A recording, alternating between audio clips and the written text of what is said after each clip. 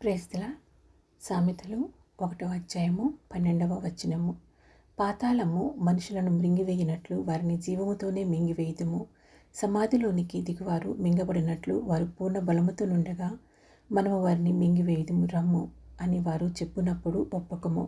దేవుని కోపము ప్రకృతి ద్వారా ప్రత్యక్షమయ్యే భూకంప సమయాలలో భూమి దిగువ భాగంలో ఉన్న పాతాళము సజీవముగా ఉన్నటువంటి మానవులను తనలోనికి మృంగివేస్తుంది. పూర్ణబలంతో జీవముతో ఉన్నటువంటి ఇటువంటి మానవులను మృంగివేసే సమాధి లాంటి పాతాళం లాంటివి అవి పరిస్థితులైనా కావచ్చు, మన మాటలైనా కావచ్చు, దేవుని వాక్యానికి విరుద్ధమైన మన ప్రవర్తనైనా కావచ్చు, లేకపోతే దుష్ట స్వభావం కలిగిన మానవులు ఎవరైనా కావచ్చు. ఇటువంటి వారు ఇటువంటి మార్గంలో మనకు ఎదురైనప్పుడు ఇవి మనలను నాశనమునకు తీసుకువెళ్ళేవి అని మనం గ్రహించినప్పుడు వాటికి మనం సంపాదించకుండా వాటికి మనము దూరంగా మనం ఉండాలని ఇక్కడ దేవుని వాక్యం మనకు తెలియజేస్తుంది. సామెతలు 1వ అధ్యాయము 12వ వచనంలో చెప్పబడినట్లుగా పాతాళమును పోలిన వారు అనగా ఇతరులను నాశనం చేయడానికి ప్రయత్నించే క్రూరమైన స్వభావం కలిగిన మనుషుల గురించి చెప్పబడింది. ఈ విషయంలో బైబిల్లో కొన్ని ఉదాహరణలు ఉన్నాయి. సంఖ్యాకాండము 16వ అధ్యాయము 19వ వచనము.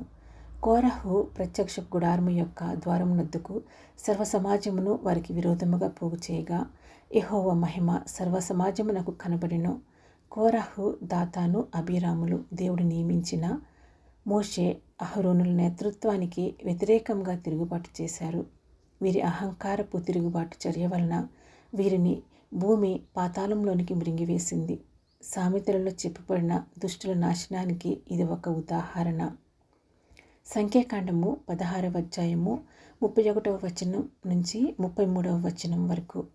అతడు ఆ మాటలన్నీ చెప్పి చాలించగానే వారి క్రింద నేల నెరవిడిచెను. భూమి తన నోరు తెరచి వారిని, వారి కుటుంబములను, కోరహు సంబంధులందరినీ, వారి సమస్త సామ్రాజ్యమును మింగివేసెను. వారును వారి సంబంధులందరూ ప్రాణముతో పాతాళములో కూలిరి. భూమి వారిని మింగివేసెను. వారి సమాజంలో ఉండకుండా నశించిరి. దేవుడు నియమించిన, ఏర్పరిచిన మోషే, అహరోనుల కంటే మేము కూడా గొప్పవారమే, పరిశుద్ధులమే, ప్రత్యేకింపబడిన వారమే అన్నటువంటి ఒక అహంకారపూరితమైన అభిప్రాయంతో, దేవుని నిర్ణయమునకు విరోధమైన ఒక అభిప్రాయంతో కోరహు సమ్మతించాడు.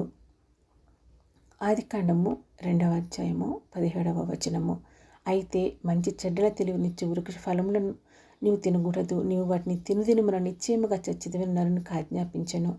ఆదాముకి దేవుడు ఎప్పుడు ఈ ఆజ్ఞనిచ్చాడో ఆ క్షణంలోనే మానవుడు చేసే ప్రతి చర్యను తీర్పు తీర్చి ప్రతిఫలమును ఇవ్వటానికి ఆశీర్వాదము, శాపము అనేవి భూమి మీదకి పంపబడ్డాయి. దేవుని ఏర్పాటుకు, దేవుని ఆజ్ఞకు, దేవుడు నియమించిన వాటికి విరోధముగా ఉన్నటువంటి దేనితోనైనా సరే, అది మనం మాటలతో కానీ, తలంపులతో కానీ, ప్రవర్తనతో కానీ, దానితో మనము ఏకీభవించినప్పుడు, సమ్మతించినప్పుడు, దానిని మనం ఒప్పుకున్నప్పుడు, సజీవముగా మనం ఉండగానే అది మనలను మృతులనుగా చేస్తుంది, పాతాళంలోనికి మనలను నెట్టివేస్తుంది. ఇది మోషేకు వ్యతిరేకంగా లేచిన అతి తీవ్రమైన తిరుగుబాటు. పరిశుద్ధ గ్రంథంలో అనేక చోట్ల దీని గురించి రాసి ఉంది. సంఖ్యాకాండము 26వ అధ్యాయము 9వ వచనము, 10వ వచనము, 27వ అధ్యాయము 3వ వచనము, ద్వితీయోపదేశకాండము 11వ అధ్యాయము 6వ వచనము, కీర్తనలు 106వ అధ్యాయము 17వ వచనము. మోషే అహరోనులకు బాబాయి కొడుకు అయినటువంటి కోరహు దేవుడు నియమించిన మోషే మీద తిరగబడటం అంటే దేవుని మీద తిరగబడటమే. ఈ తిరుగుబాటు మత సంబంధంగాను, అధికార సంబంధంగాను మోషే నాయకత్వానికి వ్యతిరేకమైనది. దేవుడు మనకు నియమించిన సేవాభారాన్ని నిరాకరించడం దేవునికి విరోధమైన పాపమే. ఉన్నత పదవులను, ఖ్యాతిని ఆశించడం, మరొకరి బాధ్యతలు, అధికారాలు మనకు కావాలనుకోవటం ఈ తిరుగుబాటు వంటిది. ఇది దుర్మార్గత కూడా. ఇతరులను కానీ, మనలను కానీ పాతాళంలోనికి, సమాధిలోనికి తీసుకుని వెళ్ళే ఇటువంటి దేవునికి విరోధమైన పాపములతో మనము సమ్మతించకుండా ఉండాలని మానవుల పట్ల దేవుని ఉద్దేశమై ఉన్నది. Praise the lord.